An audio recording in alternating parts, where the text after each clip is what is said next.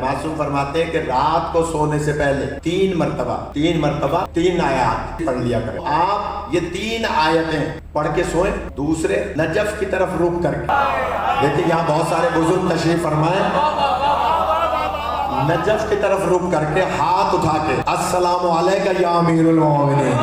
بسم اللہ الرحمن الرحیم. نبی فرماتے ہیں کہ جب کبھی تم اپنے بچوں میں ولایت علی کو محسوس کرو تو اس بچے کو چاہیے کہ وہ اپنی ماں کو سلام کرے. خدا آپ کو سلامت رکھے، خدا زندگی عطا فرمائے. مولا کائنات فرماتے ہیں، خاص طور پہ سادات جو تشریف فرمائے وہ تو نوٹ کر لیں. مولا فرماتے ہیں لوگ رزق تلاش کرتے ہیں محنت میں. مولا کا قول ہے، کتاب میرے پاس موجود ہے. مولا فرماتے ہیں لوگ رزق تلاش کرتے ہیں محنت میں، اور اللہ نے رزق رکھا ہے سخاوت میں. خدا آپ کو سلامت رکھے. اللہ نے رزق رکھا ہے سخاوت میں، لہذا جو سخاوت نہیں کرتا اس کے رزق میں کمی ہوتی ہے. اور ہمارے ایک استاد گزرے ہیں پارا چنار میں، وہ فرمایا کرتے تھے کہ دیتے رہو اور لیتے رہو. آپ کو زندگی عطا فرمائے.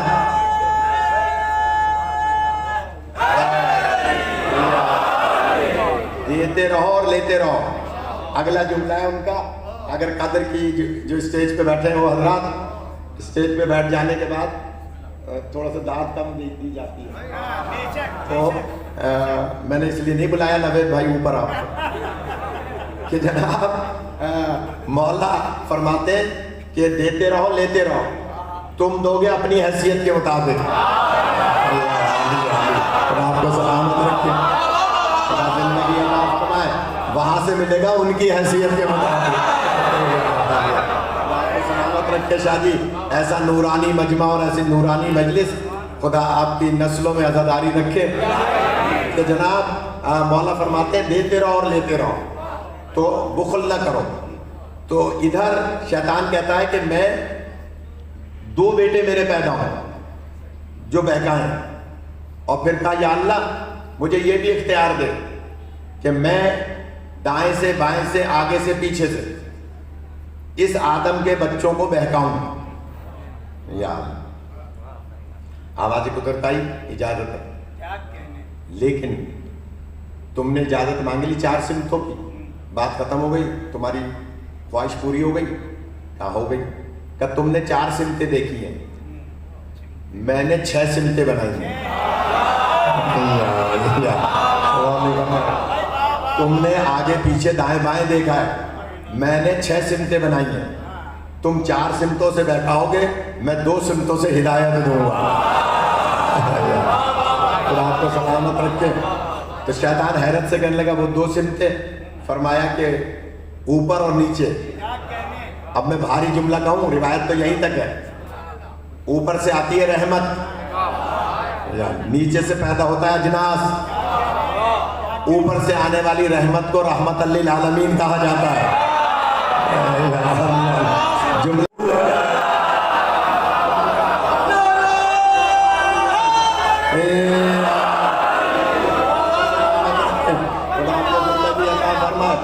خدا آپ کو سلامت رکھے. اوپر سے رحمت نازل ہوتی ہے اور نیچے سے اجناس پیدا ہوتا ہے. اجناس تراب سے آتا ہے. تراب ہے تراب، علی ہے ابو تراب. ڈاکٹر صاحب غور کیجئے گا، جو علی اور نبی اور علی کو مانے گا وہ 4 سمتوں سے شیطان کے شر سے محفوظ رہے گا. بس اسی لیے تمام مسلمانوں کو دعوت فکر ہے کہ شیطان سے بچنا ہے تو نبی اور علی کو مان لو، ورنہ بہت سارے دائیں بائیں لگ جائیں گے. خدا آپ کو سلامت رکھے. آواز قدرت آئی کہ اور کیا چاہیے؟ کہا کہ مجھے یہ اختیار دے کہ میں لوگوں کو ورگلاؤں. کا اختیار ہے اعلیٰ علین کے علاوہ. شیطان اور کیجیے گا نکال دیا اللہ نے. آدم علیہ السلام سے فرمایا کہ آدم ہم نے تمہیں جن کے صدقے میں پیدا کیا ہے. ملائکہ سے پوچھا یہ اسما کس کے ہیں, یہ اوپر کس کے نام ہے, اعلیٰ علیین کون ہے؟ ملائکہ نے اوپر دیکھا, کہا یا اللہ ہم اتنا ہی جانتے ہیں جتنا تو نے علم دیا ہے, اتنا ہی جانتے ہیں جتنا علم دیا ہے. کہا کہ آدم تم بتاؤ یہ کس کے اسما ہے؟ آدم نے دیکھا کہ ھذا محمد, خدا سلامت ہے, ھذا محمد انت المحمود, ھذا علی انت الاعلی, ھذہ فاطمہ انت فاطر السماوات والارض, ھذا الحسن انت المحسن, ھذا الحسین انت قدیم الاحسان. آدم نے پہلی منزل ہی پر پنجتن پاک سے محبت کا اظہار کیا. اللہ نے ملائکہ سے کہا جنت میں لے جاؤ. خدا آپ کو سلامت رکھے, خدا زندگی عطا فرمائے. آدم سے کہا کہ ملائکہ سے اس کو جنت میں لے جاؤ. بہت بڑی بات عرض کر رہا ہوں, میرے 3 مدرسے ہیں, خود پڑھاتا ہوں, پیش نماز ہوں, سر پہ امامہ ہے, لیکن بات وہ ہے جو حق ہے. آدم علیہ السلام نے کون سا نیک کام کیا تھا؟ ابھی تک تو کوئی نماز بھی نہیں پڑھی, تھوڑا سا جاگ جائیں. ابھی تک تو کوئی روزہ نہیں رکھا, کوئی احکامات ہی نہیں آئے. ابھی تو پیدا ہی کیا اللہ نے روح پھونک کے, اور اس کے بعد پوچھ لیا کہ بتاؤ یہ اسما کس کے ہیں؟ ملائکہ نے منع کر دیا, آدم نے نام بتا دیا, اللہ نے جنت میں بھجوا دیا. حالانکہ وہ جنت عارضی جنت تھی. ہمارے یہاں کے 70,000 سال وہ رہے ہیں, وہاں کے صرف 7 سال رہے ہیں, یا بعض روایت میں کہ 7 دن رہے. تو حضرت آدم علیہ السلام کو اللہ نے اسماء پنجتن سے محبت کے طور پر اظہار کرنے کے بعد جنت میں بھیج دیا, یہ بتانے کے لیے کہ آدم کی اولاد کو پتہ چل جائے کہ جنت نتیجہ ہے پنجتن سے محبت کا. خدا آپ کو سلامت رکھتے, خدا آپ کو زندگی عطا فرمائے. جنت نتیجہ ہے پنجتن سے محبت کا. چلے گئے, اس بات کو پوری کر دوں اگر اجازت ہے. میں بیچ میں کہیں اور جانا چاہ رہا تھا, لیکن چلیں بچوں کے لیے کہ جناب جنت میں چلے گئے حضرت آدم, کھا بھی رہے ہیں, پی بھی رہے ہیں, اور جنت میں جنت کی نعمات سے لطف اندوز ہو رہے ہیں, اور کپڑے بھی جنت کے پہن رہے ہیں. لیکن اللہ نے ایک جملہ کہہ دیا, آدم اس درخت کے نزدیک مت جانا. اس درخت کے, آواز پہنچ کے میری, اس درخت کے نزدیک مت جانا. بعض لوگوں نے لکھ دیا جناب وہ گندم کا درخت تھا, گیہوں کا, حالانکہ گندم کا درخت ہوتا ہی نہیں.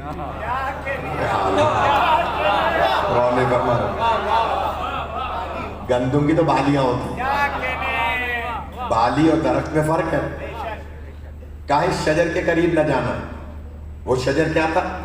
شجر فضیلت آل محمد. 1 2 نہیں 10 کتابیں پیش کر سکتا ہوں.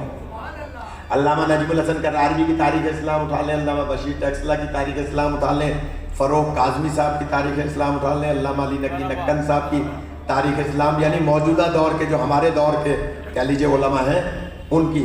علامہ مجلسی کی قصص الانبیاء اٹھا لیں جو ہم سے کافی پہلے کے علماء ہیں, اور متقدمین علماء سب نے لکھا ہے کہ وہ گیہوں کا درخت نہیں تھا. اگر گیہوں کا درخت ہوتا, گندم کا درخت ہوتا, تو اللہ آدم کی اولاد کو کھانے کی اجازت کیوں دیتا؟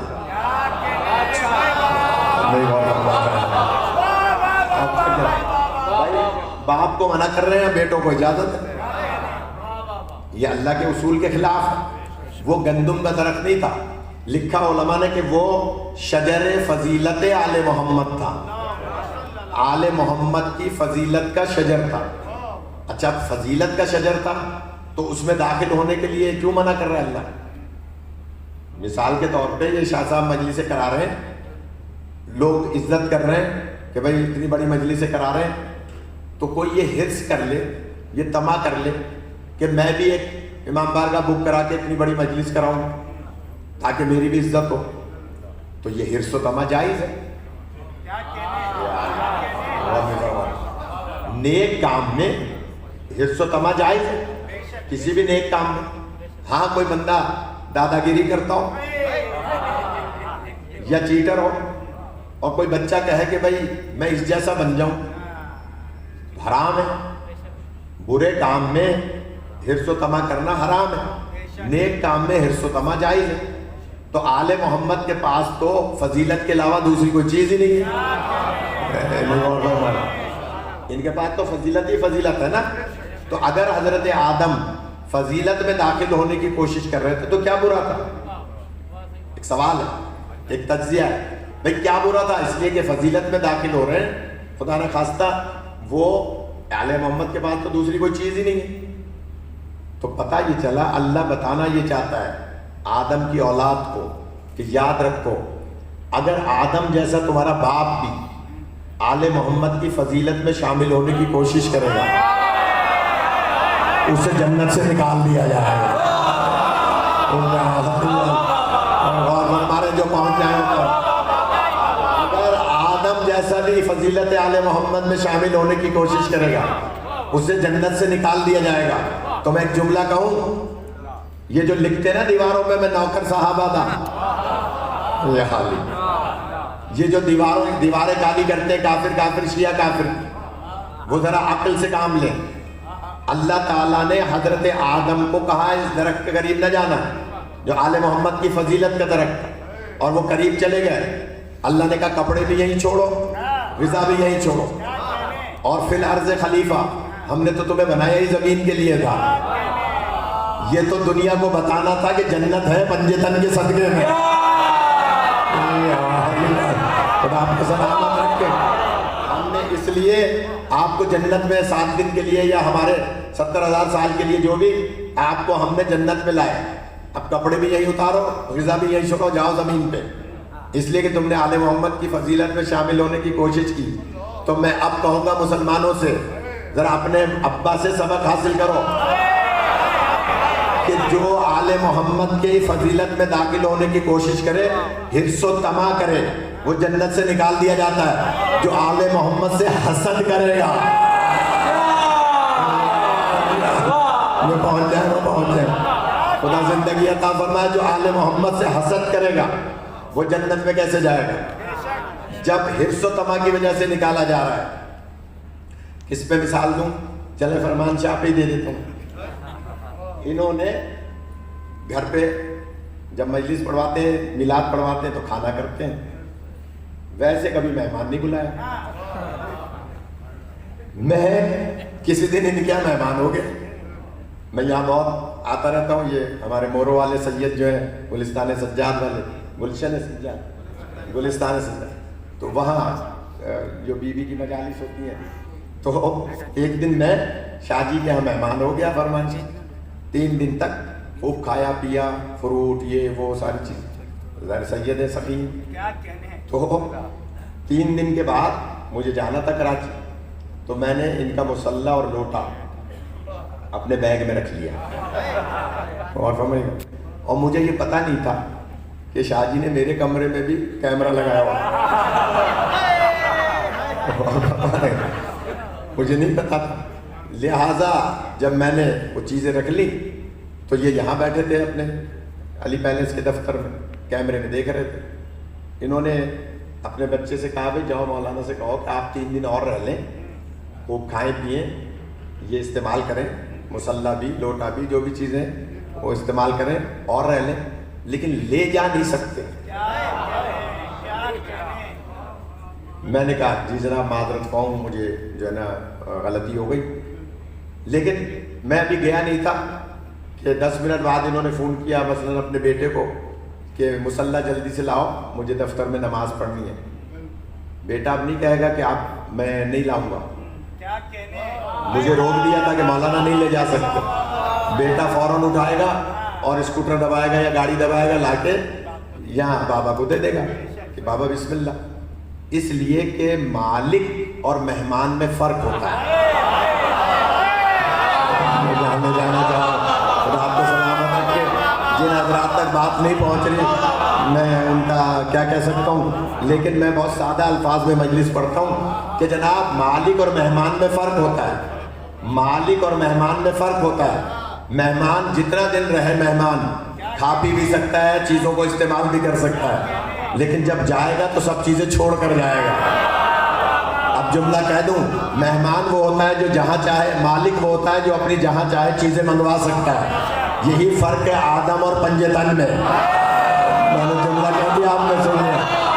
आदम अलैहिस्सलाम जन्नत में रहे, खूब खाया पिया, कपड़े भी इस्तेमाल किए, ग़िज़ा भी इस्तेमाल की, लेकिन जब कहा कि जाओ ज़मीन पर तो कहा कपड़े भी छोड़ के जाओ, ग़िज़ा भी छोड़ के जाओ, इसलिए कि तुम मालिक नहीं हो, मेहमान हो।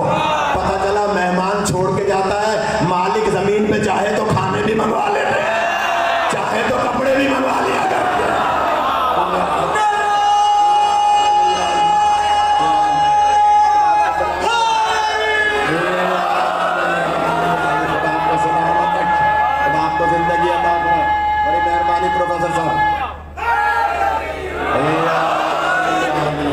जिंदगी अता फरमाए, बड़ी मेहरबानी, मौला इज्जत दे।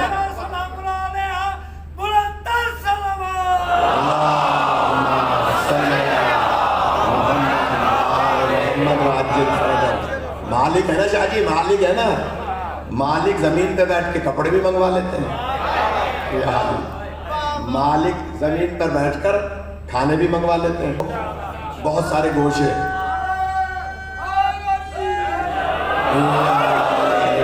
सलामत रखे, खुदा ज़िंदगी अता फरमाए तमाम को। कि जनाब हज़रत आदम अलैहिस्सलाम बेशक अबुल बशर है, लेकिन उनको मेहमान रखा था और उनको उनके ज़रिए से उनकी औलाद को सबक दिया था कि वो जन्नत में जाना भी पंजतन की वजह से है, यानी जन्नत से निकाला जाना भी पंजतन की वजह से है। अब इनके निकाले जाने से सबक हासिल कर लें कि जो इनसे हिर्स व तमा करेगा जायज़ बात में, वो भी जन्नत से निकाल दिया जाएगा। तो जो इनसे हसद करेगा वो जन्नत की बू भी नहीं सूंघ सकता। और हमारे कितनी बड़ी हदीस है कि अगर सफ़ा और मरवा के दरमियान मारा जाए मजलूमन और खाना काबा का तवाफ़ करे, 1000 हज की हों पाप्यादा, कोहे सफ़ा कोहे अबू कुबैस के बराबर उसने सोना तकसीम किया हो, या कोहे ओहद के बराबर सोना तकसीम किया हो, लेकिन अगर अली की मोहब्बत दिल में नहीं है तो जन्नत की खुशबू भी नहीं सूंघ सकता। आपको सलामत रखें, जन्नत की खुशबू भी नहीं सूंघ सकता। जन्नत की खुशबू जो है 1000 मील दूर तक जाएगी। ये रिवायत है कि जन्नत की खुशबू 1000 मील दूर तक सूंघी जाती है। तो इसका मतलब यह हो कि जन्नत से 1000 मील दूर रहेगा वो शख्स। या हाली, या हाली।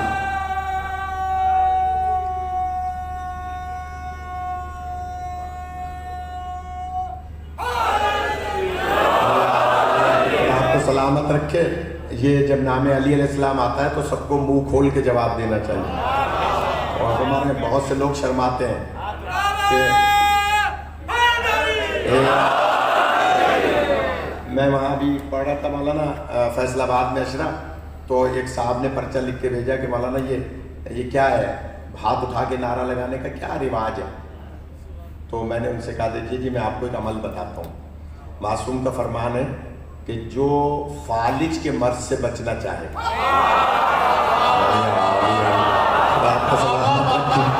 आपको जिंदगी अता फरमाए। मासूम का फरमान है, किताब मेरे पास मौजूद है। जो फालिज के मर्ज से बचना चाहे, ये जो अच्छा फालिज होता क्यों है, डॉक्टर्स बैठे हैं, फालिज होता है ब्लड प्रेशर की वजह से। इसका मतलब है जो ब्लड प्रेशर से भी बचना चाहे। ये ब्रेन हेमरेज क्यों होता है, ये भी ब्लड प्रेशर की वजह से होता है। इसका मतलब है जो ब्रेन हेमरेज से बचना चाहे। मासूम फरमाते हैं कि जो लफ्ज़ फालिज है रिवायत में, इसलिए मैं फालिज के लफ्ज़ इस्तेमाल कर रहा हूँ।